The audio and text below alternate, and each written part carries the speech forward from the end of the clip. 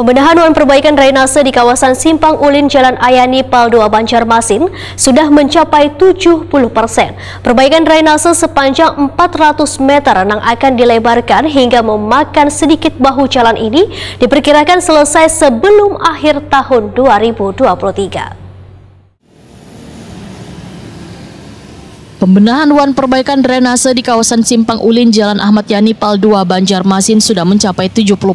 Perbaikan drainase sepanjang 400 meter yang akan dilebarkan hingga memakan sedikit bahu jalan ini diperkirakan selesai sebelum akhir tahun 2023. Drainase ini berfungsi memperlancar aliran banyu menuju ke Sungai Veteran maupun ke kawasan Jalan Ahmad Yani hingga ke Sungai Martapura. Demikian dipadahkan Kepala Bidang Drainase PUPR Banjarmasin, Muhammad Lutfi Fadilah, Wetakoni Prima TV tengah hari Rabu 27 September 2023.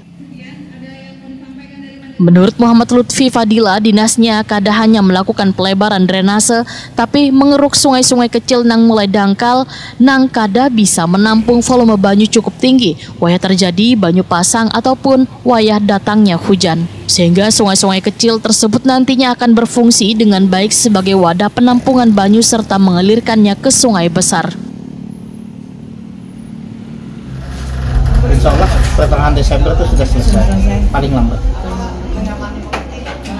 Itu dikeruk apa atau dibikin apa gitu Pak? Yang di mana? Yang Simpang sungai. Kalau yang kemarin kita tahun drainase yang ada itu terlalu kecil, jadi kita perbesar drainase. Jalan itu kecil apa? Enggak, karena ada space dari pagar yang ada itu ke bibir aspal. Itu sepanjang jalan Simpang Ulin itu? Sepanjang jalan Simpang Ulin. Berapa panjang? Kurang lebih 400 meter.